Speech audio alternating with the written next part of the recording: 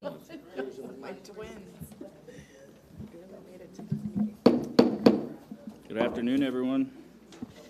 A regular meeting of the Board of Trustees of the McAllen Independent School District will be held Tuesday, June 24th, 2025, beginning at 5:30 p.m. at the Dr. Ricardo Chapa Boardroom Administration Building of the McAllen ISD, McAllen Independent School District, 2000 North 23rd Street, McAllen, Texas 78501. Items listed on this agenda may be taken in an order other than as shown on this agenda. Unless removed from the consent agenda, items identified within the consent agenda will be acted on at one time. At this meeting, there may be discussion and action by the board on the items and subjects listed as follows. Item number 1, call the meeting to order. I have done so at 5:30 p.m. Item number 2, moment of silence.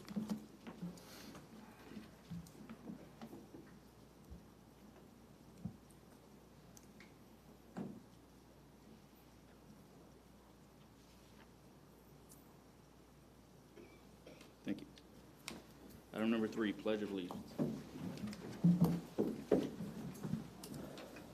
I pledge allegiance to the flag of the United States of America and to the republic for which it stands, one nation, under God, indivisible, with liberty and justice for all. Okay. Item number 4, public comments. I believe we have 2 speakers today, and we'll just play the short video.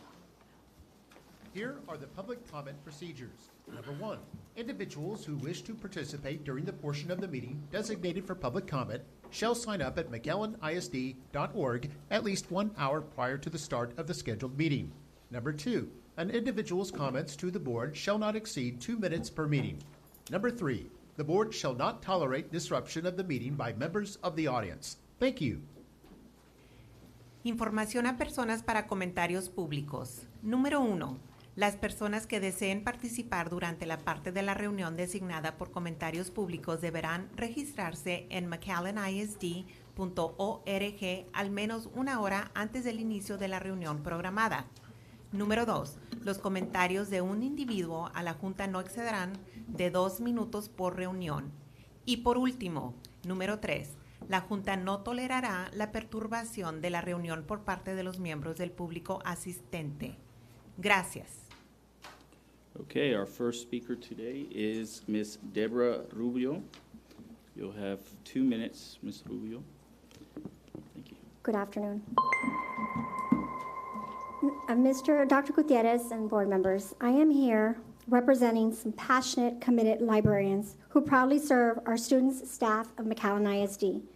We come with full hearts, open minds, and a question we hope will truly be considered. Librarians are not extras.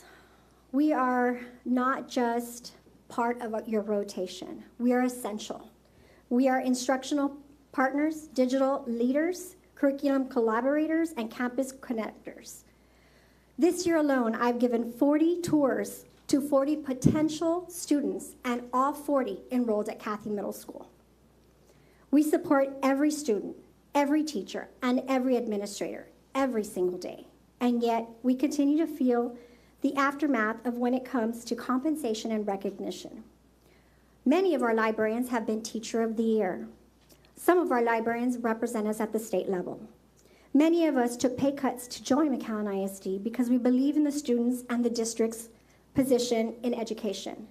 We knew this district had a reputation of excellence and high expectations, and we were willing to face that challenge. But what we didn't expect was how unappreciated we felt today. Despite the incredible value we provide for our students, our daily rates are lower than teachers' rates at this point. I believe that is unacceptable. We understand that the state placed librarians at a state admin scale of level 3, but the district has a decision to make. Do you value literacy? Do you value your librarians? Let's not ignore the data in front of you. In the last 6 years, we've lost 26 librarians of the 32 positions. Please consider the profession, as we are masters in our service. We provide a master's degree with a minimum of 3 years expertise in this realm. Let's send a message to all that include our qualifications and what we give to our community and campus. Thank you. Thank And next we have Julia Aniceto. I came unprepared with a speech, but I'm just going to talk off the top of my head like I usually do.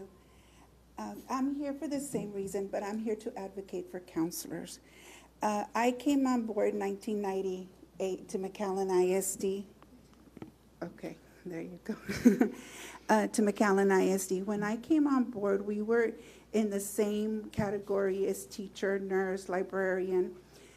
In 2008, when I transferred from Garza to Alvarez, it changed. I was informed by, at that time, Aurora Longoria, who was at Human Resources, that the category for us counselors was going to be that of admin as opposed to teacher, and that it would be better for us.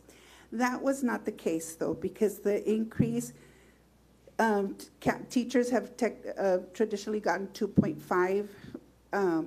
We don't get that. We get less. We get 1.2, 1.5.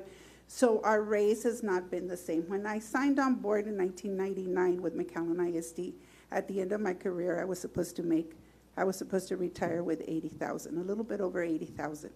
I'm not near that. I'm about $5,000 short of that, and I should have retired 3 years ago.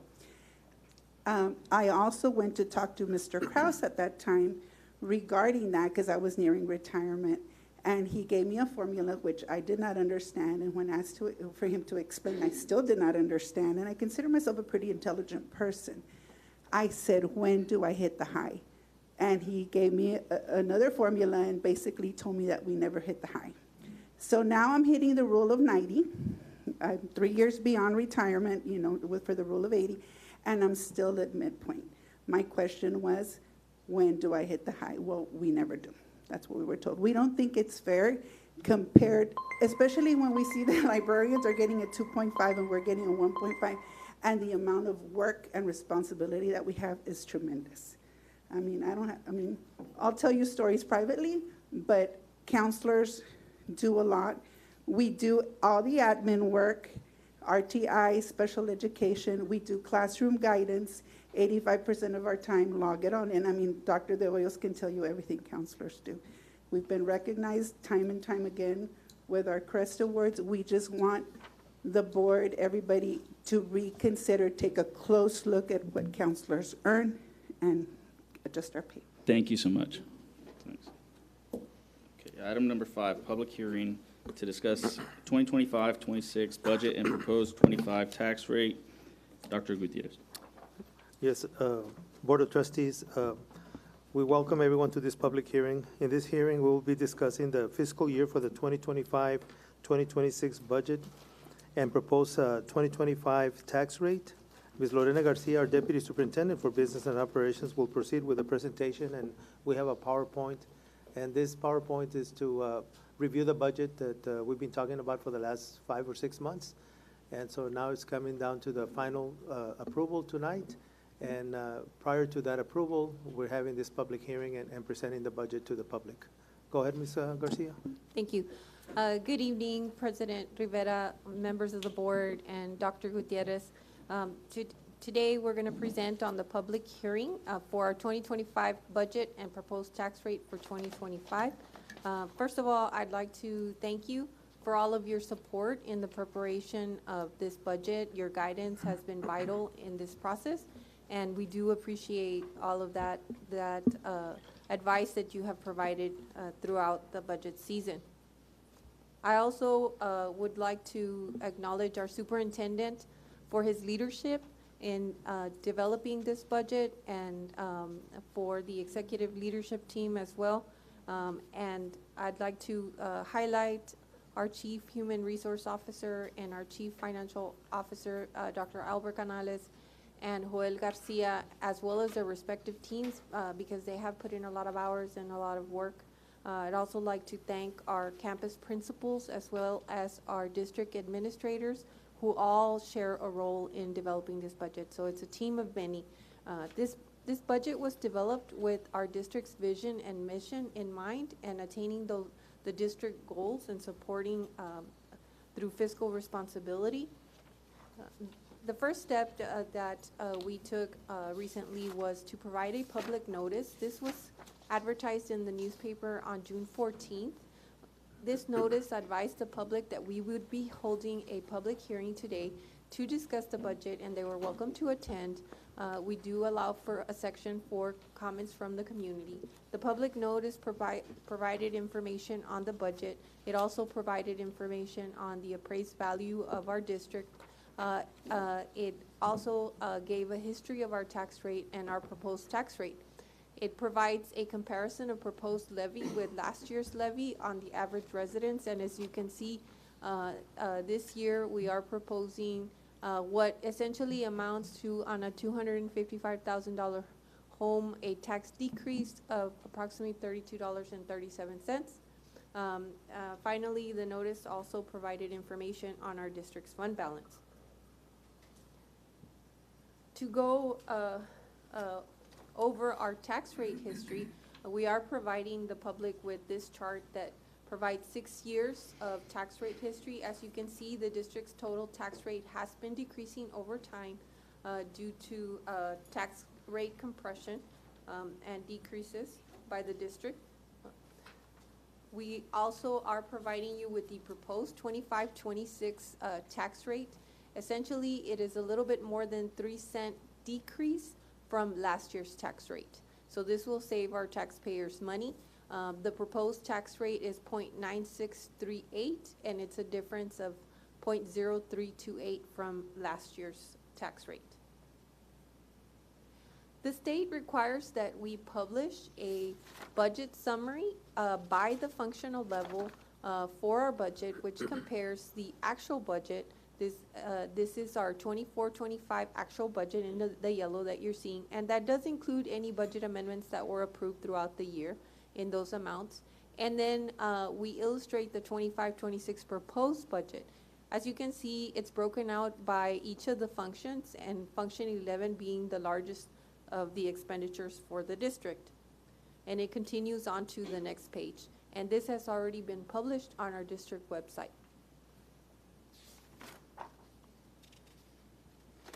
As you know, average daily attendance is one of the tools that we utilize to forecast our state revenues. We are providing a chart with a history of our district's average daily attendance and attendance rate, as well as enrollment. This is a 5-year history. Included in that is our proposed average daily attendance, which we built this budget on, and that number was 17,685.65. We also projected this budget with a 94.93% attendance rate, which is what we are forecasting.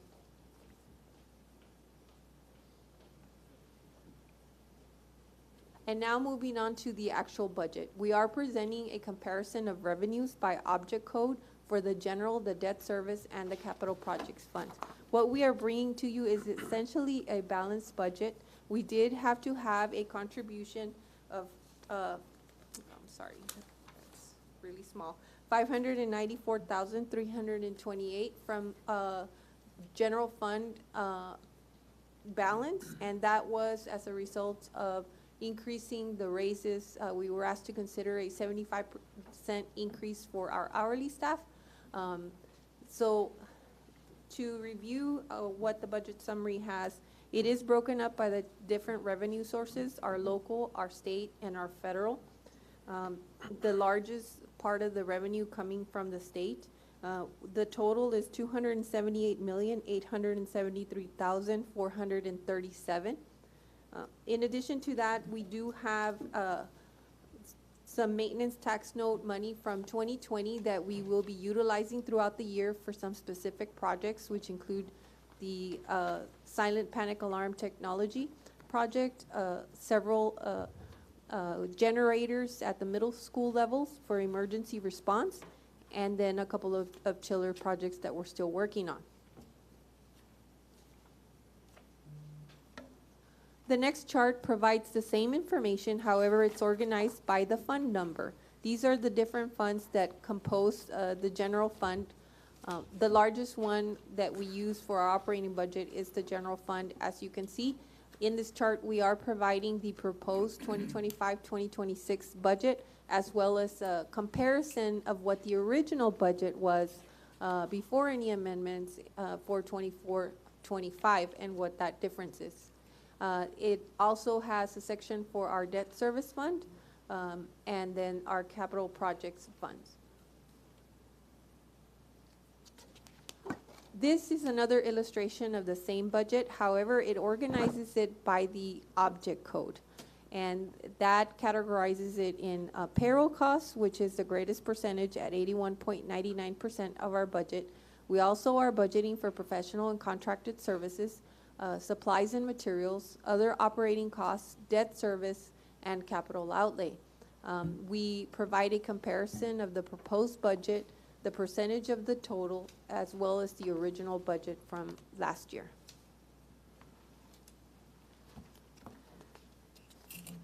Our appropriations by function for the 24-25 accelerated instructional funds are shown in this next chart. It's 181,411. We are required to provide the accelerated instruction fund budget separately, and it must be voted on prior to the budget. So this is to provide targeted support for students that need targeted, for the targeted support for students that didn't achieve grade level standards on STAR and EOC assessments. And finally, we do have a chart that provides the budget by the functional level, because the board usually sees the budget at the functional level, and that's how the approvals are done. As you can see, the chart on the right provides the different functions, function 11, function 12, and so on and so forth, and how the revenue from the general fund is listed. We have the debt service, the capital fund projects, and then the total budget allocations. And that concludes the public hearing presentation. At this time, I would like to open it up for comments, either from the public or from the board. Okay. Well, we'll give the public a chance to comment. If there's anybody in the public that would like to comment, please let us know. Okay. This item was for information purposes only. Okay. Thank you, guys. Item number 6, discussion and possible action of the McAllen ISD June budget amendment for fiscal year beginning July 1st, 2024 and ending June 30th, 2025. Dr. Gutierrez. We are recommending approval of the June 2025 budget amendment for the 24-25 fiscal year. Ms. Lorena Garcia, Deputy Superintendent for Business and Operation, will have any more details or questions if you may have, and we are recommending action on this item.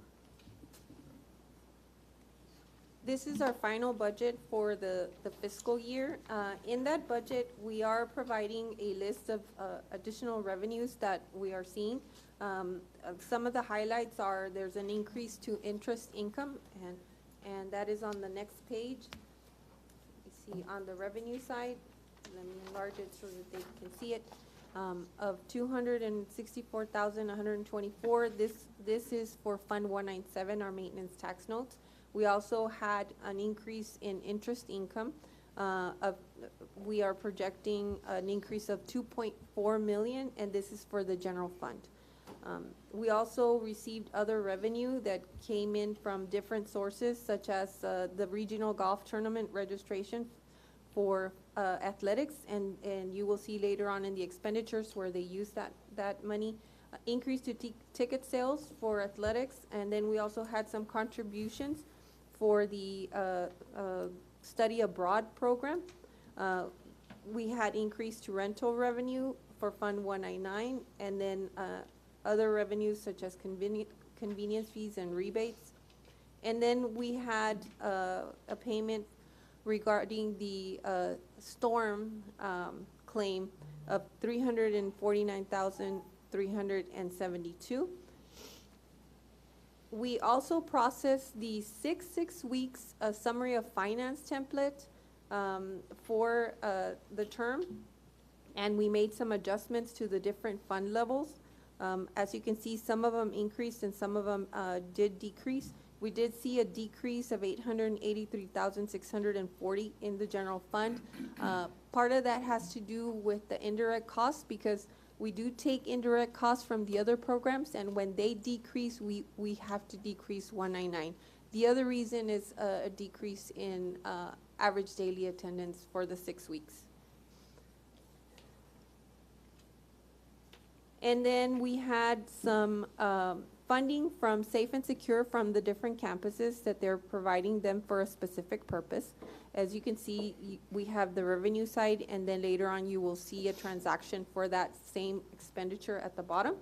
The biggest entry there under other sources is the staff refresh. What that was a lease purchase, a 3-year lease purchase that the board approved for laptops for staff. And you're gonna see that we're booking the lease revenue in the revenue side, and then we book the expenditure by function in the expenditure side at the same amount. So it washes off. And the 2.9 is a total for the 3 years, and we're simply placing the laptops in the different functions as they were distributed. In the expenditure, a lot of the stuff that you saw on the top will appear, as I mentioned before. Where we are using fund balance is, for example, in function 34, which is transportation. We did have to provide 100,000 for overtime due to high activity levels related to the summer school program and end-of-year activities and the Meals on Wheels. There was an increased need for gasoline, and that was 25,000. And then they are working on their preventive maintenance program, and they requested 90,000 to fund that. That is coming from fund balance. In addition to that, we had an increase in the extracurricular function 36. For athletics, we had some expenses, some contracted services. And then we also had an increased request from maintenance and operation in function 51, and that was a transfer from assigned fund balance. We still had some money in our assigned fund balance, and that we were able to provide for them. And then we also had talked about transferring $1 million into the health fund, and that is on the other uses. In addition to that, in function 71, which is debt service, you see where we are making the payment of 1.1 million that's going into the fund balance of the maintenance tax note, which is fund 197. We did have in the debt service an increase in revenue, and that had to do with interest earnings as well, and it was 149,000. And let me show you that on the screen. And I know this is a longer than usual budget amendment, but since it's the final, we were processing that. We also, on the capital projects fund, we were able to use that to provide for the engineering services required to plan for the McAllen Veterans Memorial Stadium project, the turf and track, and that was an amount of 165,900. Please let me know if you have any questions. That's it. I move to approve this for approval. I move to approve. Okay, I have a motion by trustee Peña. Do I have a second? Second. I have a second by trustee De La Garza Lopez. All those in favor? Aye. Aye. All opposed? Motion passes 7-0. Item number 7, discussion and possible action on compensation plan for school year 2025-26. Dr. Gutierrez. As per board policy DEA local, the superintendent shall recommend an annual compensation plan for all district employees. The compensation plan may include the wage and salary structures, stipends, benefits, and incentives.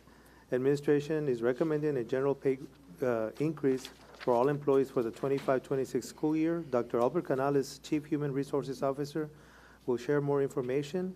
We are recommending action on this item. We have been talking about the compensation plan throughout the last couple of months during our budget workshops, but can you give us an overview, Dr. Canales, of the highlights of the compensation plan? Sure. President Rivera, Dr. Gutierrez, members of the board. So we're recommending, for right now, we have a 1 to 2 year experienced teachers, $1,560. That's locally funded. As an increase. As a pay raise for our 1 to 2 year teachers. Teachers with 0 year experience coming in at $55,300. Last year they were at $54,000. So that's an increase there for our brand new teachers coming in. You're also looking at 3 to 4 year teachers, $2,500. That's with House Bill 2. And then teachers with 5+ years experience, you're looking at $5,000 increase based on House Bill 2. We're also recommending a 2.5% pay grade midpoint for non-teaching professional staff. Paraprofessionals and auxiliary staff will be given the greater of the two of 75 cents or the greater of the midpoint for an increase of midpoint there. As per TASB recommendation, additional pay adjustments are made across all pay groups to ascertain that all salaries are at least a pay grade range minimum. In addition to the general pay increase, administration is recommending an additional employer contribution to the employee health plan of $660 annually, so that's $55 more per month that we've discussed throughout this process here, for a benefits package to include health, dental, and life insurance for a total employer contribution, right, how much we're giving to the employee annually of $6,494.52 annually, and for this increase, that will cost $541.21 per employee per month that we contribute. So the total funds in raises and everything is almost, it's $9.97 million and 146 there, and then fringe benefits, you're looking at $2,046,000 approximate in fringe benefits.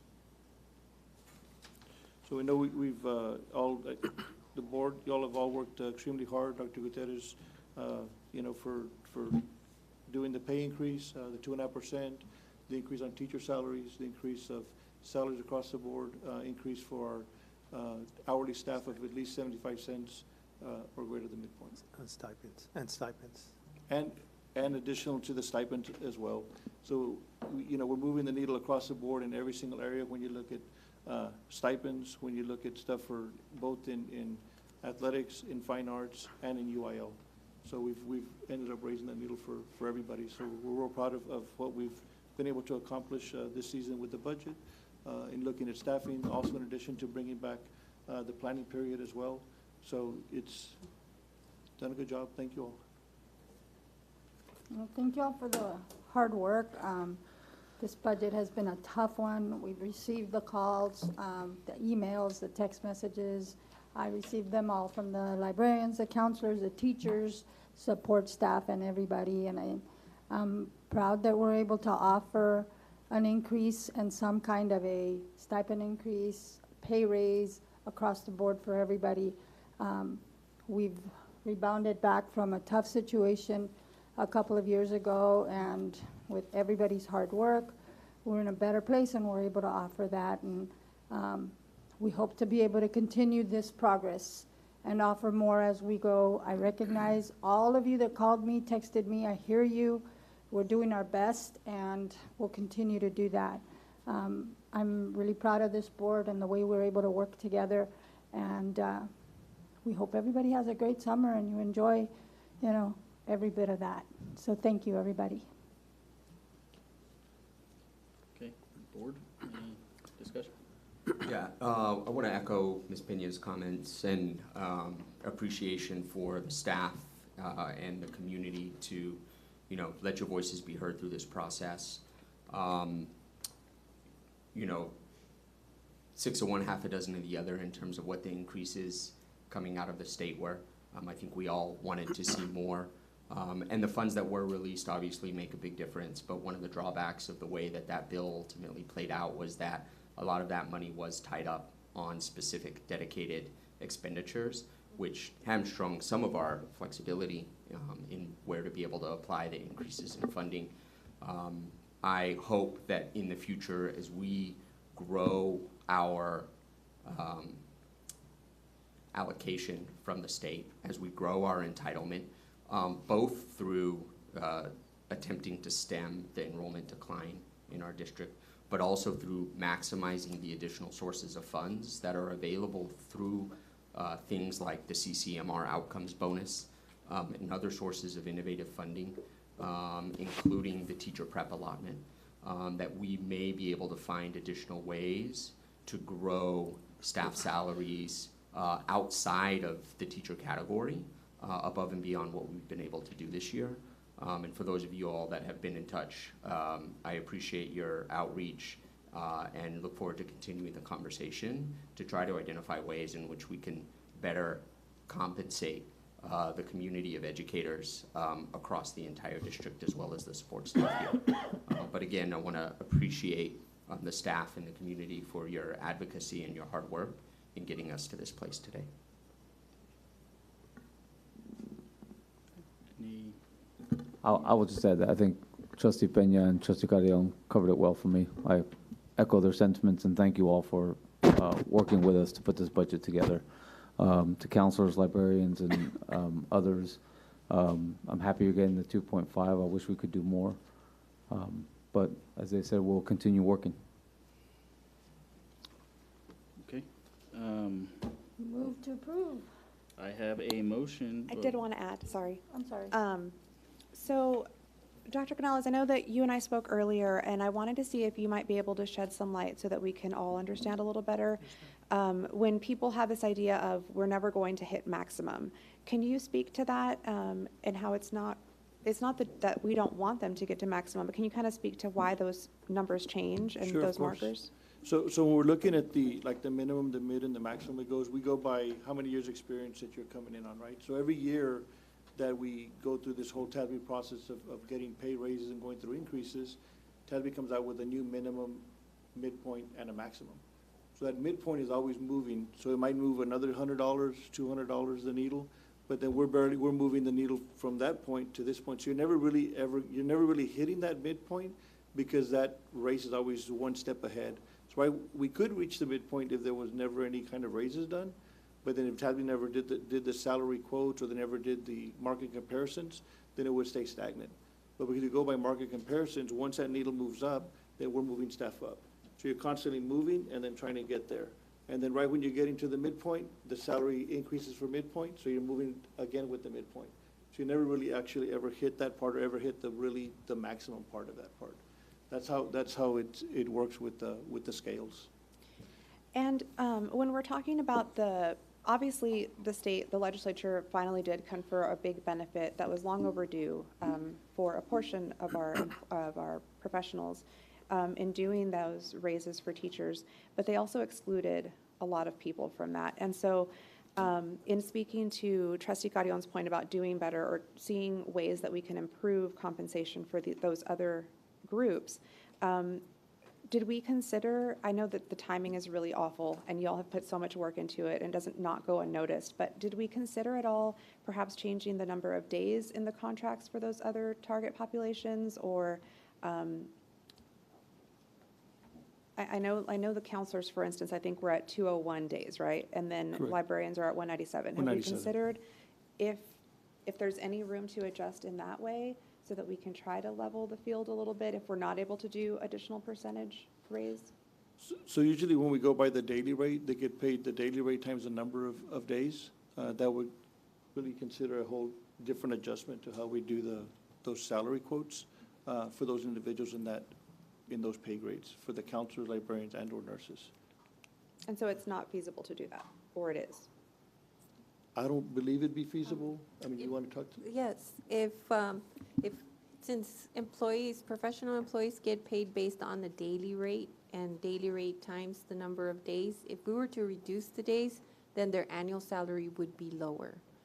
We could change the number of days and they'd be working less days, but at the end of the year, their take-home would be less. So that would not give them an increase. It would just give them more days off. Okay.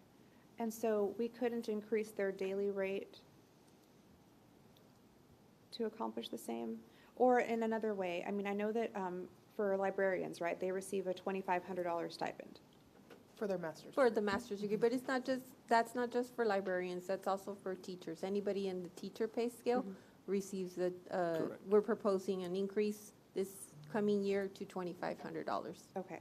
And so have we considered whether we could do some kind of stipend adjustment that would be specific to librarians and/or counselors, whatever the case may be? Because I know you mentioned previously, like, we're comparing apples to oranges. Everybody's important and everybody plays a vital role, but we're kind of forced in this compensation scheme to make everybody even, and it's not. So have we thought about how we might be able to adjust stipends so that would accomplish? So typically stipends are given for additional duties or an accomplishment such as master's degree beyond what the requirements of the job are. For the most part, you don't see too many stipends in the administrative pay scale because they're already paid according to their job description. So that was not a consideration. As far as the employees that were moved from the teacher pay scale, it wasn't just librarians. There was, some other groups such as instructional coaches and behavior strategists and so forth. So if we were to create a stipend, then we would have to have a purpose for that stipend as to why they're receiving it, other than just to supplement the salary. One of the things that TASB does look at, however, it would require an investment of funds, is they look at teacher pay equity with where they compare them to the teaching salaries, and they propose specific adjustments. However, what I've seen them do in the past is they only focus on the lower levels of experience versus the more, it doesn't benefit the ones with more experience. That does require that the district, set up additional funds to cover those adjustments. Yeah. What takes place too is once The you, state mandates where they fall, right? Though, like, the state is the one who says librarians, this and this go in this category, 1, 2, or 3. The state sets that, right? Well, the state is the one, the state legislature is the one that placed in House Bill 2 the stipulation that the teacher retention allotment would only go to teachers. And then it was subsequently defined that teachers would be coded as PEMS code 087, which is your classroom teachers, teachers of record. They don't have to be teachers of record to qualify for the retention stipend. But they do have to teach for a minimum of 4 hours. So that was their definition. And then TEA subsequently issued some guidance to districts where they said that if districts had pay scales for teachers that included other Chapter 21 contract employees such as, and they identified nurses and librarians, that they would have to create a new pay scale just for teachers. That way, because the retention stipend would only apply to teachers. So then, working with TASB, those positions were identified, which ones did not fall under that guidance, and they were placed accordingly in the administrative education pay scale.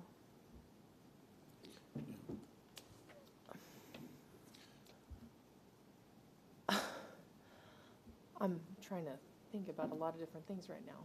I know this is really tough, and I've gotten a lot of emails, and I want to talk to you guys directly. Thank you for emailing us, and thank you for all the work that you do. You see hundreds of students daily, and you are important and vital to our entire district, so thank you. And we're trying to kind of think about how we can remedy, because yes, the state identifies you in different areas, and you're being moved around to different places, but I do believe local districts also have some flexibility, like with a stipend, or maybe we can consider, I don't know, like a bonus or some way to remedy, because it doesn't make sense how it's set up. I know we all read through those emails and all the data that librarians and counselors provided us, but I guess I'm wondering, personally, I've seen our budget, and we're looking at a lot of capital projects, and and it doesn't feel right to pass along certain projects, but not, support some of our most needed staff. And I don't really like the message that sends. So I would love to think of a way to, whether it's with stipends or a bonus or something in the meantime that we can consider for leveling the playing ground, I guess, for both librarians and counselors, because they were originally within the teacher. Well, only librarians. The counselors have been on the administrative pay scale already, and nurses as well. Okay, so it was just librarians? Librarians and instructional coaches and. Yeah, so the ones that moved were instructional coaches, literacy, math, writing 3 through 8, instructional coach, science intervention, campus librarians, teacher instructional coaches, K through 5, 6, and 8, teacher bilingual English learner coach, teacher behavior strategist, and innovative instructional coach. When we look at all those that we're talking about possibly moving, you're looking, just to give you an approximation, about 153 employees. That's all. Total. That was because that was the advice from TEA that they sent us a letter to separate the schedules, right? That's correct. That's from yes. TA was give us that. And they that flip-flop kinda back like and a forth, because at the beginning, they had directive. teachers, librarians, nurses, counselors, and then it was teachers, counselors, librarians, and then it was teachers, librarians, and they brought out the librarians, and I think they put them back and they took them out again. All of these changes, it came from legislatively, and from those decisions that were made under House Bill 2 is what we're complying with the law and what the requirements are under House Bill 2. So that's that's been the whole intent of all of this budget, is to comply with House Bill 2 and what the recommendations we also got from TEA that we needed to follow those changes, and that's why we have this budget the way it is. To that point, I did want to point out that what the legislature did was essentially comes out to about a 4.5% increase, right? Correct, If about you're looking at it. 4.5%. So in our budget discussions, we've never contemplated a 4.5% increase. However, we have considered something higher than 2.5%. And so while these are guidelines that TEA sets, there's nothing that restricts us from doing different pay increases by different categories. And so I think that while there is at some point a cap, right, what you can make in a certain role, I think that we should still be striving to improve, and I think we have a lot of room to improve still. And I don't mean to put all this on you super last minute, but this is what happens with our budgets being at the timing that we have them. But I would really like to see if we could do a little bit better for those that were left out. We don't. This is our last meeting, or Yeah. we're gonna have to? No, we have to take action on the budget tonight, because we advertised 10 days prior to this date to have the public hearing and to approve the budget. The 2.5 came out because, again, we're trying to balance the budget without going into a deficit. And so that's how we ended up coming up with a 2.5. We were expecting a lot more. That's why we had talked about 3%, 4% perhaps, thinking that we were going to get more money from the state. But obviously, as Trustee Carrion said, most of the money was already dedicated to certain areas that we can't touch and we cannot get into. So that's why it ended up being 2.5%, because most of the money that we got is already dedicated to certain programs that we cannot utilize that money for anything else but for those programs. And that's the unfortunate thing that happened in Austin, and now we're having these discussions because we're one of the first districts that have to approve the budget, and all of this was final about 3 weeks ago, and so we're one of the first districts that having to adjust to all of these new requirements under House Bill 2, and that's why we ended up giving 2.5% based on. That always happens based to on House Bill us, 2. and we pass our budget and we set our raises and whatever we're going to do, and then other districts start posting theirs, and sometimes they're a little higher, almost always a little higher, and we get a lot of slack for that. But I mean, I think at this point, what we can afford, given the money that we're gonna get and adhering to all the House Bill 2 rules, but I think these are great suggestions and that we need to really start this budget process in August and start looking at some of these ideas and how we can maybe incorporate those for next budget cycle. Because they are potentially ways that we can provide additional compensation where we can. We are leaving the stipend in the librarians, even though they're in a different pay grade, that usually they don't stay there, but we are leaving the stipend. And we increased it by $500. It was $2,000, we increased it now to $2,500. So they will get an addition, that stipend that they're gonna keep is gonna be a plus $500 more. And then plus the 2.5%, which if I've checked surrounding districts, those that their budgets are due in June, I think at 2.5%, some of them have given only 2%. We're one of the few at 2.5%. There's a district that gave 4%, but that's one of those that they were able to manage a 4%. Other than that, ours after that is 2.5% is one of the highest.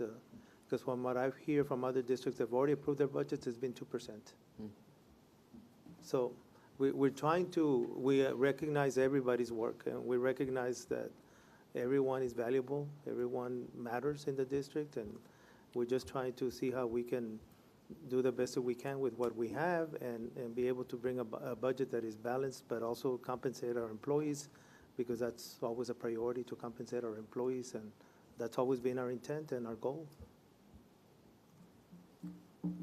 And just to clarify, Superintendent, MISD did not terminate any employees, right? I mean, we let some positions go by attrition, but did not wholesale during the budget deficit, did not. No. We sought to ensure that our employees had a stable job. That's correct. We kept our employees, and that was one of our goals since last year, that to keep everyone employed, not lay off any employees. And if any positions were closed, it's because employees resigned, retired, or left the district. And if the position could be consolidated with another employee, that's what we did. But at no point in time did we lay off any employees. And we continue to do that. I know, being at the 2.5%, it wasn't what we had initially thought when we were contemplating 4%, 5%, 6%, when we heard of the funds that we were going to receive as districts in Texas. And, every year we say we want to start our budget meetings earlier so that we're ready and prepared. And I know this year we did start early on. With, the big plans for the increases. And it's unfortunate that it wasn't until 3 weeks ago that we knew the final numbers. And even at 2.5%, that's the highest that we have given as a district, at least in my time back here, because when we first got elected, the proposed raise was 0% by the prior board, and we scrambled and calculated and crunched numbers that night to get something. And so then the prior, we were like at 2, and now we're at 2.5, plus the increase that we were able to give for the benefits, which we all know the insurance costs have been outrageous. So I'm grateful for the work that this board has done, because we did start early and we did have hopes for much larger raises, because we know that everybody in our district works extremely hard, and we see it in the outcomes of our graduates that we just celebrated a couple weeks ago. But unfortunately, here we are, and so I would hate to put it on anybody that, we weren't prepared or that we weren't given enough information, because, basically, the state had made preliminary promises, and that's not what we got. And so, unfortunately, this is where we are. And I know we always talk about the stipend, or, I forgot what we call it, during Thanksgiving and Christmas for our employees. and it's terrible to put us in that situation, being one of the first districts that passes our budget, because we always pass our budget and then everybody else after us seems to have more time. But with that being said, I'm grateful for, again, all the calls and the emails that we received. We completely understand, and we as well were completely sidetracked by the drastic reduction in the monies that we were allocated. But, you know, here we are with a balanced budget, which is much more than what I heard, you know, being at the TASB conference last week, where districts are in huge holes, enrollment is down, and they're making drastic cuts to employees. And so I'm glad that today we are guaranteeing, you know, that our teachers have jobs, our employees all have jobs, and we're increasing as much as possible where we can. So with that said, I move to approve. I second. Okay, I have a motion for approval by trustee Erica de la Garza Lopez, a second by trustee Peña. All in favor?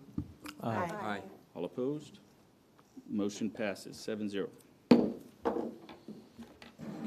Item number 8, discussion and possible action of the McAllen Independent School District budget for fiscal year beginning July 1st, 2025 and ending June 30th, 2026. Dr. Gutierrez.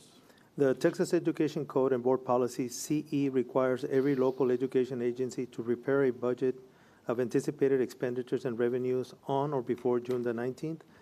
The budget shall be approved by McAllen Independent School District Board of Trustees no later than June 30th.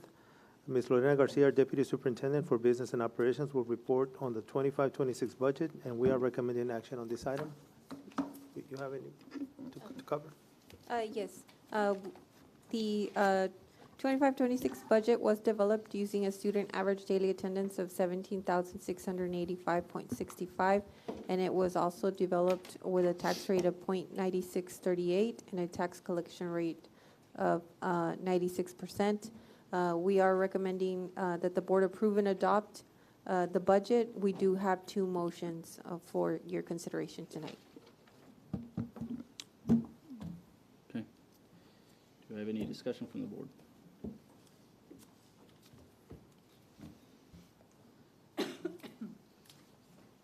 Do we have the 2 motions?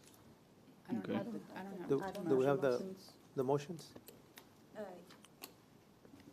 Yes. Approval and adoption should be on the Okay.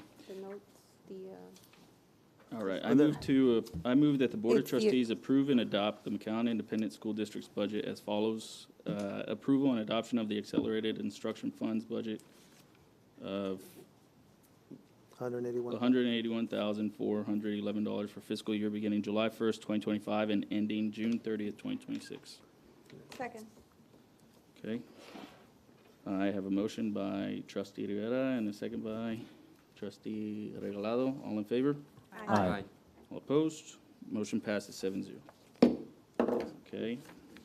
I further move that the Board of Trustees approve and adopt the general fund budget of $265,565,375 and the debt service fund budget of $13,902,390 and the capital projects fund budget of $1,594,007 for a total budget of $281,061,772 for fiscal year beginning July 1st, 2025 and ending June 30th, 2026. Second. I have a motion by trustee Rivera and a second by trustee Peña. All in favor? Aye. All opposed? Motion passes 7-0. Okay, and item number 9, consent agenda items. I move to approve. Oh, you want to read it? I'm No, sorry. no. I move to approve consent agenda items 9A through 9G. Okay, I have a motion by trustee Peña Second. and a second by trustee Regalado. All in favor? Aye. All opposed? Motion passes 7-0. Okay.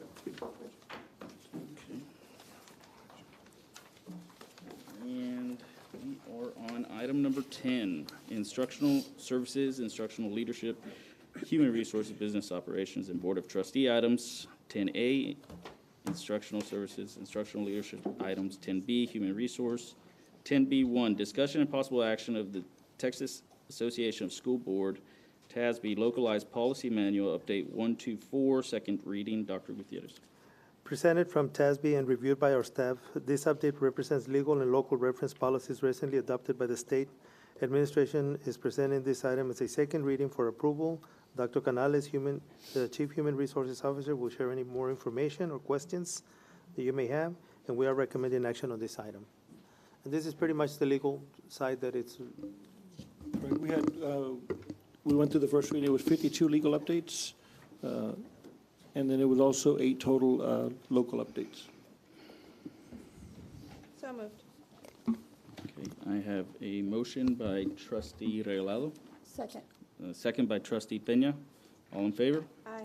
Aye. All opposed? Motion passes 6-0.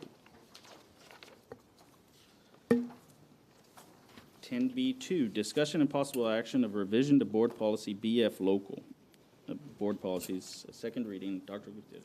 Administration is recommending a change to BF local policy as per Board of Trustees recommendation in regards to the adoption and amendments.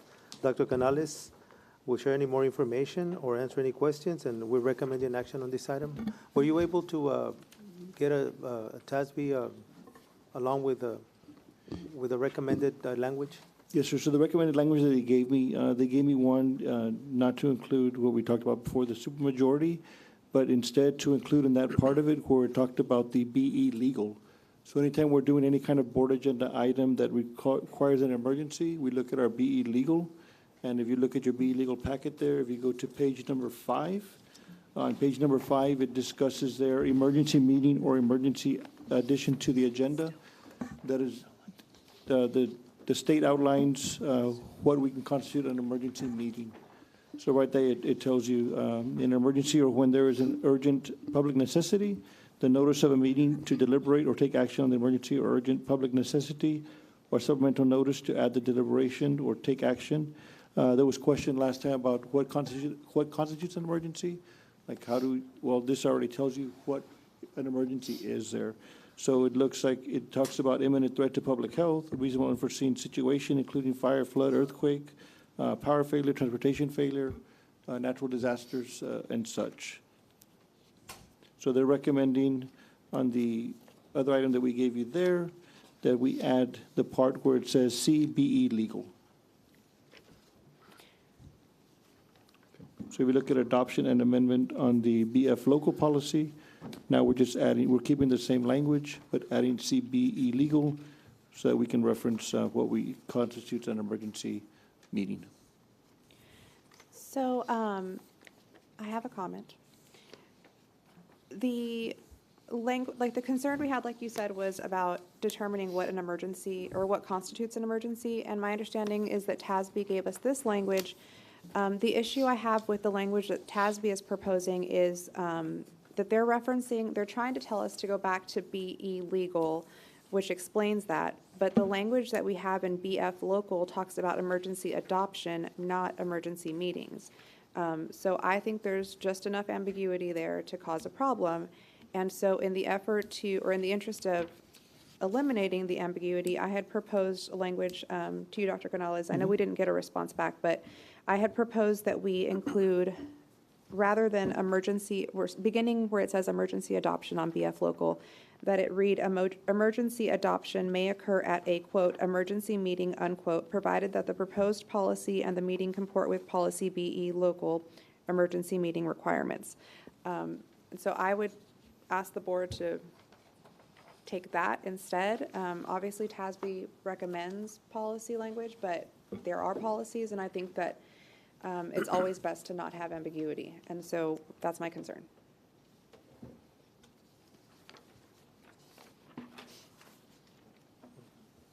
Okay. Do we have any further discussion? Would that, if we have a board meeting scheduled, an emergency arises, would we have to schedule a second and call it an emergency board meeting to address the issue, whatever the issue might be? I think that, I don't know the answer to that, but I think You're saying like we have this meeting scheduled today and earlier today an emergency happens and we need to take action on policy. Like essentially we could have an emergency meeting after a regular board meeting and still follow the emergency meeting rules. Right. But it would have to be a separate. Yeah, much like we do sometimes when we have like a board workshop and then a regular meeting. So Trustee Regalado, you want to make a motion on the language of what you read? Yes, I would like to move that the board consider approving, and obviously we'd have to take it for a second reading, but that the language read, proposed local policies, beginning on adoption and amendment of BF local, proposed local policies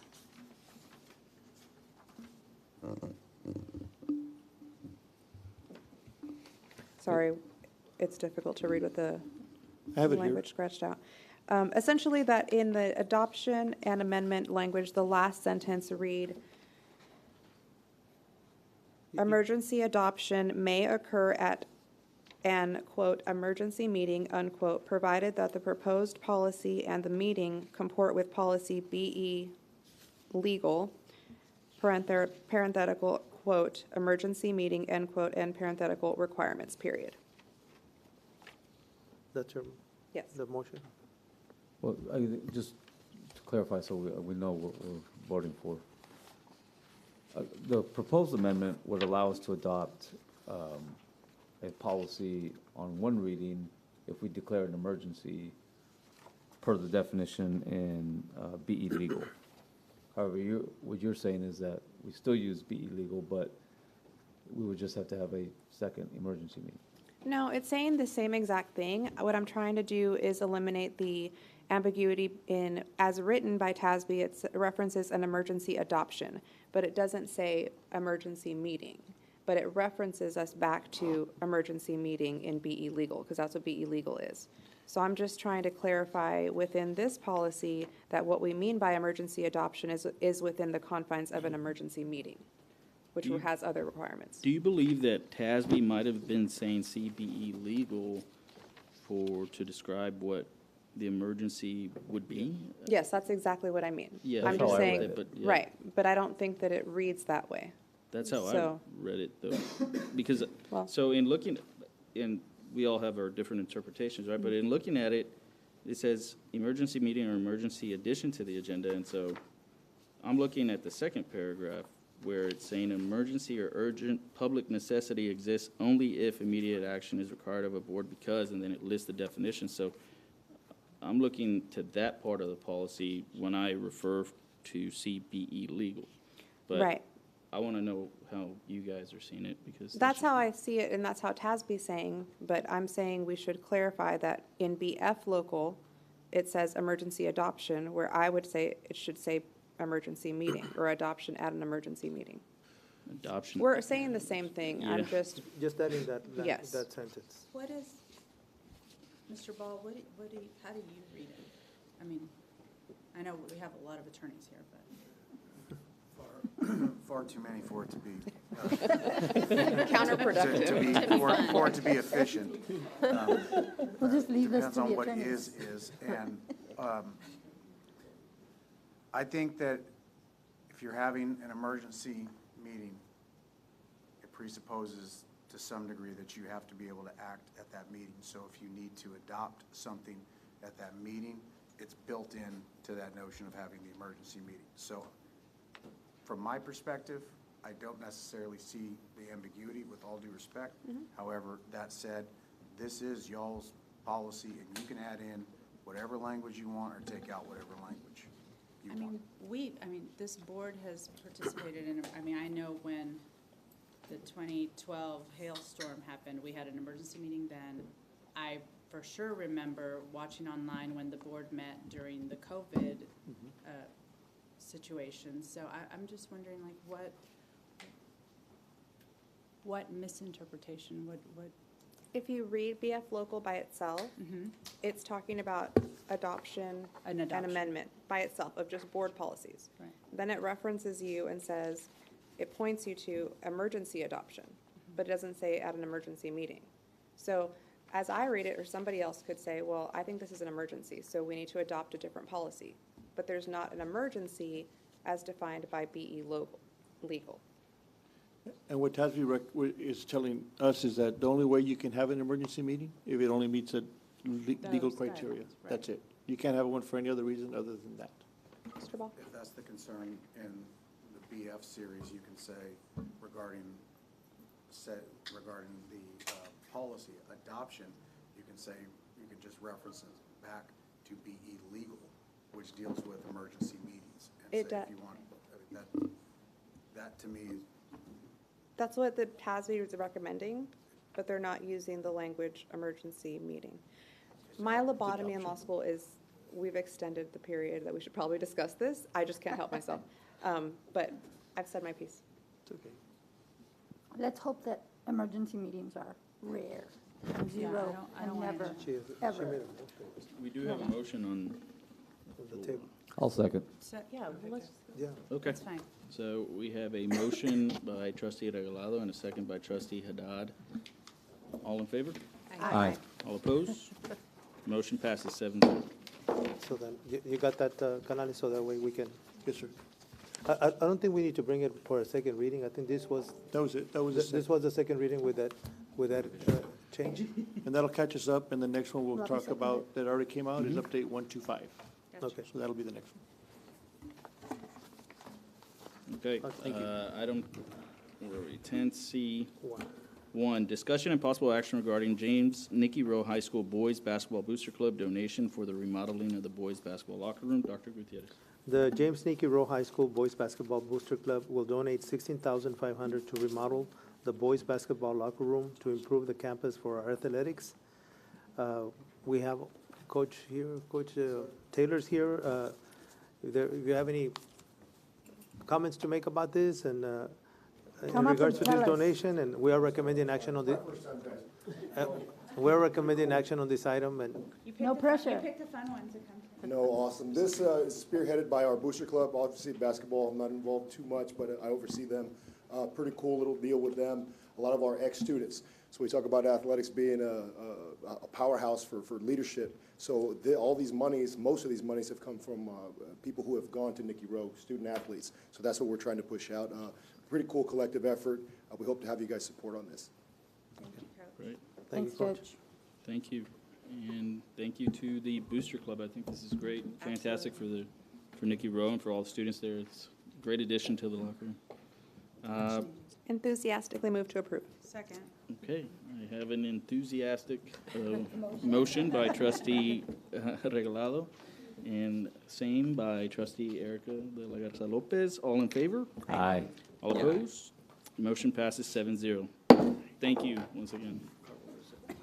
And 10C2, discussion and possible action regarding opting out of homeschool student participation in University Interscholastic League, UIL activities. Dr. Gutierrez. Yes, this is part of the new legislative changes that came about, Senate Bill 401, if I understand. And the district is seeking approval from the Board of Trustees to formally opt out of allowing homeschool students to participate in UIL activities in accordance with the provisions allowed by the state law. Administration is recommending action on this item by a record vote.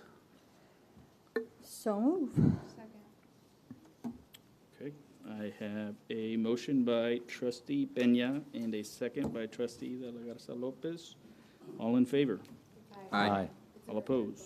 It's a record vote, though, so, motion passes 7-0. Did you have to? Roll call. Roll call. roll call vote, sorry. Aye. Aye. Aye. I gotta say trustee Regalado, Aye. trustee Haddad, Aye. Dr. Trustee Kittleman, Aye. trustee Peña, Aye. trustee Carrion, Aye. trustee de la Garza Lopez, Aye. and trustee Rivera, aye. Motion passes 7-0. Good job. Thank you, guys. All right, 10C3, report regarding update on facilities needs assessment and bond election timing options. Dr. Gutierrez. Yes, the district is in the process of conducting the facilities needs assessment, and we'll continue with that process when we come back from the summer break. The needs assessment will not only determine physical needs, but also project the dollar amounts necessary to address the identified facility needs. We have Dr. De Los Santos from our financial advisor who's working with us on this, as well as our business and operations office, Ms. Lorena Garcia, our deputy superintendent, to discuss more about this topic, as well as any questions you may have, and this is for information purposes only. But I'll start off with Dr. De Los Santos. Go ahead, Dr. De Los Santos. Thank you, Dr. Gutierrez. Mr. President, members of the board, Miguel De Los Santos with Estrada Hinojosa and Company. Actually, Estrada Hinojosa, we used to be and Company. Now we're a division of Texas Regional Bank, as all of you know. You have a decision to make, and I think you may want to be giving some ideas or some direction to the superintendent, because whether this board will be considering an election either in November of 25 or May of 26. And the reason I'm saying give some direction is because should the board decide to move in November, then the deadline for calling an election is August the 14th. Thank you very much. Yes, you have two calendars. I believe they're in your packet. You have two calendars, one for May 26 and one for November the 4th of 2025. The major three items that are there is, early voting starts on such and such a day. They're very wordy because they relate to all kinds of elections that are happening in the state, including bond elections.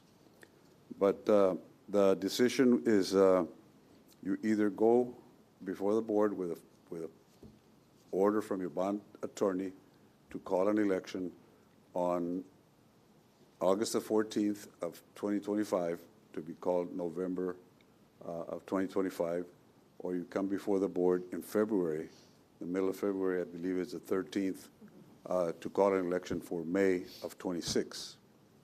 So that is, I just wanted to bring that to your attention. It also gives us some guidance and bond counsel some guidance as to how fast we need to move. So just kind of bringing you up to date on that. So you don't need an action item. I think Dr. Gutierrez could poll you. You might want to. The original discussion was around May of 26, and the reason for that was that it gave you planning time to plan the projects and to address the community with more time. You might remember that the reason that we talked a lot about November of 2025 was because of House Bill 2 and other bills in the legislature that almost made it through, that would have allowed school districts and cities and counties to only hold bond elections in November during general election or the general election day. So they were going to scrap May of 2025. We have other districts that are going to May because it gives them a little bit more breathing room. But it's your call. I just want to clarify that it says August 18th, and I think I screamed out 17th. So, to clarify. I'm sorry, I didn't. To call on a bond if it's in November, on August the 18th. August the 18th. I think I screamed out August 17th, so I just want to fix it. 14th, maybe I screamed out 14th. I'm just throwing out numbers. It's August. It's August, the middle of August. So August the 13th, it's a Friday. 18th. So, 18th. Okay, who's confusing me here? It's up in the It's timeline. August the 18th.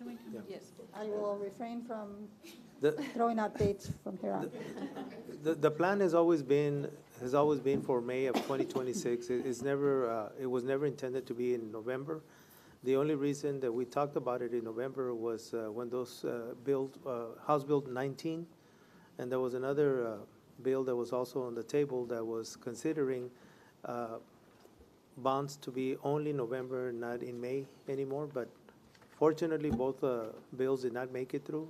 So what I'm asking is to go, that we're going to continue with our original plan that we've always had, is to go to May of 2026. It gives us more time to do more studies, do a more complete walkthroughs of facilities, come up with a very detailed, comprehensive report, be able to present to the board, to the Facilities Forecast Committee, also to have town hall meetings, and so it gives us more ample time to really do a better job in putting this proposal out there to the community, and that would be better for us to continue with our original plan of being of May of 2026 rather than November. And the only reason November was being talked about was because of those two bills that were in the legislative session, but they didn't pass. So we want to go back to the original plan of May of 2026. Yeah, just a comment and clarification. So as I'm looking at the update and the additional information in the slide, it looks as though the current timeline for the report from MGT with an updated refresh of our needs is, would cut it very close to August the 18th. And so the benefit of potentially giving ourselves a little bit more time is to ultimately do that, to allow ourselves more time for deeper conversation with the community, to help them understand what the facilities needs of the district are, in hopes that they see the extent of those needs. That's correct. That's correct. Dr. Gutierrez asked me to address one more item, if I may. You posted the tax rate, possible tax rate, and you posted 16 cents for INS. You have, we're waiting for the new values to come out, probably towards the end of July, which will include the $40,000 new exemption on homes. That's going to take quite a chunk off of your taxable values. And then the comment that I wanted to make is that as a consequence of that, you may see some pressure down on your tax rate later. So you were good to set a high tax rate, and you may see some pressure down on the amount or the capacity for a bond. How much, we don't know, but you will see some pressure down simply because every home in the district is going to go $40,000 down. And we'll be using some of your fund balance, very strong fund balance that you have. Thank you, Dr. Los Santos. I just have one comment real quick, and this is more directed at everybody that's been a part of the facilities needs assessment, and I thank everybody in the community that's been out there.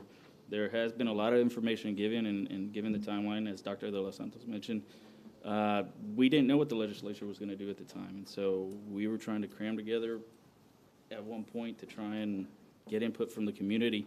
What I would like to see, and this is just personally, is if it is something that we decide to do in May, to continue what we've started already, so that we're not behind the 8 ball, as they say. You know, we want to continue continue building on what we've started already. So I know there's some timelines here. I'd like to see, for example, the draft report by MGT August 8th, 2025. Because this is something that I thought that we were going to get in June, and now it's saying August, but besides the point, I do want to see us continue as a community and continue to get input on this, and to not let any slack get put in our line. So just my comments. But thank you, guys. Thank you. Thank you, sir. Thank you, Dr. Los Santos. I would just add that, to your point, President Rivera, is, you know, the more time, the better for community engagement, to understand what the community sees as our needs for our schools in the district. Thank you, Trustee. Okay. Item 10C4, discussion and possible action on request for proposal number 2025-1043, digital marquee displays rebid. Dr. Gutierrez. Administration solicited proposals for digital marquee displays. With Escamilla, our Executive Director for Technology, is available to answer any questions. We are recommending action on this item, and it's a 3-part action item. Okay. Go ahead and make a motion. You may. I would like to make a motion to approve the ranking of request for proposals number 2025-1043, digital marquee display rebid. Second. I have a motion by Trustee Pena, a second by Trustee De La Garza. All in favor? Aye. All opposed? Motion passes 7-0. Okay. Mr. President, I approve that administration begin negotiations with the highest ranked firm. If the district is unable to negotiate a satisfactory contract with the selected firm, the district shall formally and in writing and negotiations with that firm and proceed to the next firm in the order of the selection ranking until a contract is reached or all submittals are rejected. Second. Okay, I have a motion by trustee De La Garza, a second by trustee Peña. All in favor? Aye. All opposed? Motion passes 7-0. And I'd like to move that we authorize the superintendent to execute a contract, and once contract negotiations have been successfully achieved. Second. I have a motion by trustee Peña, a second by trustee Carrion. All in favor? Aye. Aye. All opposed? Motion passes 7-0. All right. 10C5, discussion and possible action on request for proposal number 2026-1004, emergency ambulance standby services. Dr. Gutierrez. Yes, administration solicited proposals for emergency ambulance standby services. We have Ms. Lorena Garcia, our deputy superintendent, to answer any questions, and we are recommending action on this item, and this is a three-part action item as well. Mr. Chair, I approve the award of request for proposal number 2026-1004, emergency ambulance standby services to Medcare EMS, Inc. for a period of 1 year commencing on July 1, 2025, with the option to renew for 2 additional one-year terms. I'll second. I have a motion by trustee De La Garza, a second by trustee Peña. All in favor? Aye. Opposed? Motion passes 7-0. Mr. President, I'd like to make a motion to approve that administration begin negotiations with Medcare EMS Incorporated. If the district is unable to negotiate a satisfactory contract, the district shall formally and in writing in negotiations. Second. Okay, I have a motion by trustee Carrion and a second by trustee De La Garza. All in favor? Aye. All opposed? Motion passes 7-0. Mr. President, I move that the board authorize the superintendent to execute a contract once contract negotiations have been successfully achieved for a period of 1 year commencing on July 1st, 2025, with the option to renew for 2 additional one-year terms. Okay, I'll second. okay. I have a motion by trustee Dr. Kittleman and a second by trustee Haddad. All in favor? Aye. Aye. All opposed? Motion passes 7-0. All right. Item 10C6, discussion and possible action on request for proposal number 2026-1002, depository banking services. Dr. Gutierrez. Administration solicited proposals for depository banking services. Mr. Joel Garcia, our Chief Financial Officer, is available to answer any questions. Administration is recommending action on this item, and this is a three-part action item as well. Mr. President, I move to approve the ranking of request for proposal number 2026-1002, depository bank services. Okay, I have a motion by trustee Peña. And do I have a second? Second.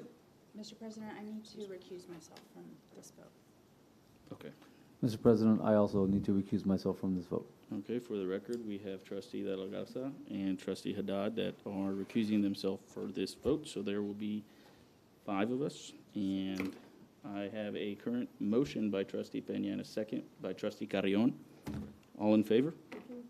Aye. Second. Aye. Oh, okay, I didn't hear you. All Aye. opposed? Aye. Okay. I'm Motion not pa- opposed. motion passes 5-0 with 2 abstentions. All right.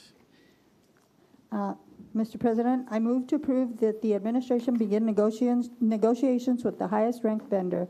If the district is unable to negotiate a satisfactory contract with the selected vendor, the district shall formally and in writing end negotiations with that vendor and proceed to the next firm in the order of the selection ranking until the contract is reached or all submittals are rejected. Okay. I have a- Second. Okay, Mr. motion. President, I will also, do I have to recuse each item?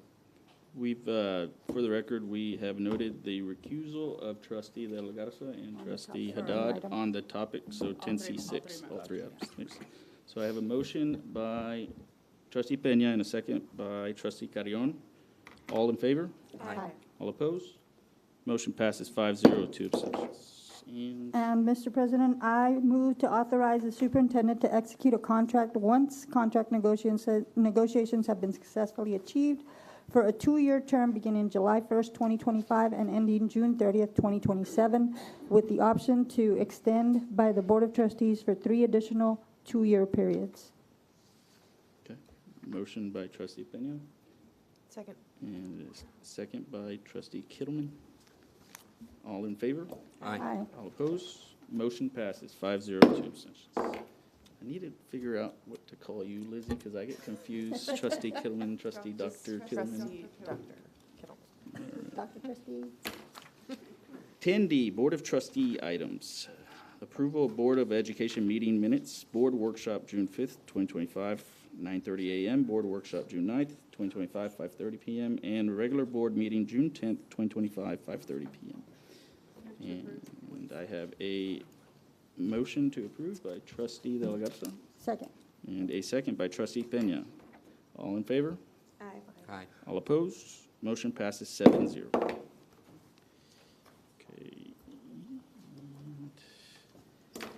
10D2, discussion and possible consideration of endorsement of candidate for Texas Association of School Boards, TASB, Board of Directors, Region 1, Position B. And, all right, do we have a presenter? This is on me, so I believe we have in your packets that you were given, there was information given, and as a board, we can choose to endorse a candidate for the TASB Board of Directors Region 1B position. We do have Dr. Sylvia Sanchez Garza, who has requested the McAllen ISD to endorse her for this position. So, I move that we table this item until after executive. okay. All right. I have a motion to table by Okay, we trustee. can, I'll second it. And a second by trustee Pena. All in favor? Aye. Aye. All opposed? Motion table passes 7-0. And table.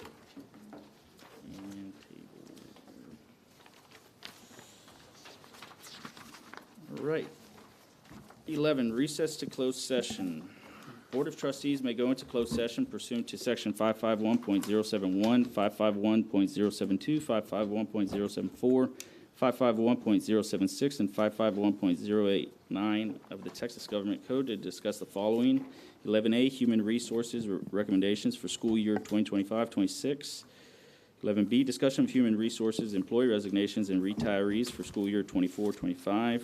11C, Discussion of Human Resources Employee Resignations and Retirees for School Year 25-26.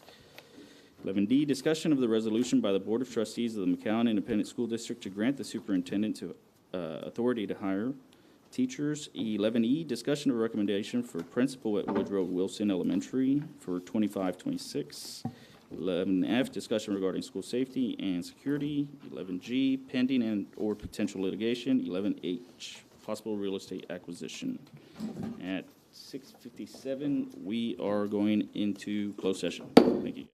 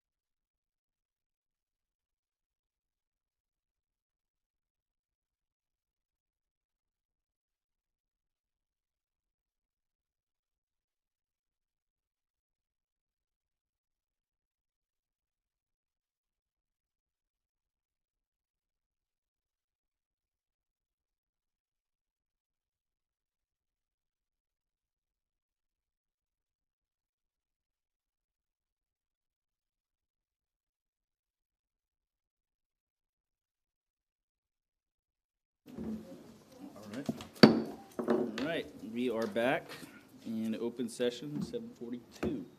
Item number 13, action on items in closed session. 13A, discussion and possible action of human resources recommendations for school year 2025-26. Second. I have a motion by trustee Peña and a second by trustee De La Garza. All of those in favor? All opposed? Motion passes 6-0. 13B, discussion of human resources, employee resignations, and retirees for school year 2024-25. Human Resources submitted a list of resignations and retirees for the 24-25 school year under a separate cover that was discussed during closed session, and this item is for information purposes only. Thank you. Item 13C, discussion of human resources, employee resignation, and retirees for school year 25-26. Human Resources submitted a list of resignations and retirees for the 25-26 school year under a separate cover that was discussed in closed session, and this item is also for information purposes only. Thank you. 13D, discussion and possible action on the resolution by the Board of Trustees of the McAllen Independent School District to grant the superintendent authority to hire staff. Staff, yes. Dr. Gutierrez. As per DC legal, the board may delegate final authority for those decisions to the superintendent. Administration recommends that the Board of Trustees of the McAllen Independent School District grant the superintendent authority to hire staff. Administration is recommending action on this item. Move to approve. Second. Okay, I have a motion by trustee De La Garza and a second by trustee Haddad. All in favor? Aye. All opposed? Motion passes 6-0. And 13E, discussion and possible action of recommendation for principal at Woodrow Wilson Elementary for 25-26. This, yes, for principal for Wilson Elementary, the administration recommends Ms. Rebecca Echazarreta. Move to approve. Second. I have a motion by trustee De La Garza and a second by trustee Carrion. All those in favor? Aye. Aye. All opposed? Motion passes 6-0. Congratulations. Mr. President, I'd like to bring item 10D2 back from table. All right. Yes, sir. Item 10D2. I'll second that motion. Okay, we have a motion to bring back to the table by trustee Carrion and a second by trustee Peña. All those in favor? Aye. Aye. Opposed? Okay. Item 10D2, motion passes Yes. 6-0. 10D2, discussion and possible consideration of endorsement of candidate for Texas Association of School Board Board of Directors Region 1 Position B. We do have a candidate here. Dr. Sylvia. Okay, so Dr. Sylvia Sanchez Garza has requested for the McAllen ISD Board to endorse her for this position, and I believe everybody has the endorsement and has received that. So do I have a motion? I move to endorse Dr. Silvio Sanchez Garza for TASB Board of Directors Region 1 Position B. I second. Okay, I have a motion by trustee Haddad and a second by trustee Peña to endorse Dr. Sylvia Sanchez Garza. All in favor? Aye. Aye. All opposed? Motion passes 6-0. All right, and we are on to 13F, discussion regarding school safety and security, Nothing to report. pending and/or potential litigation, None. possible real estate acquisition. Same announcement. Thank you, sir. And item 14, I adjournment. move to adjourn. All right, Second. I have a motion by trustee Enjoy Peña, a summer. second by trustee Haddad. All those in favor? All opposed? Motion passes 6-0. I- Okay. No, We're adjourned at 7:47. I We're hope adjourned, but- everybody enjoys their break, and we're looking forward to. I just want to say a big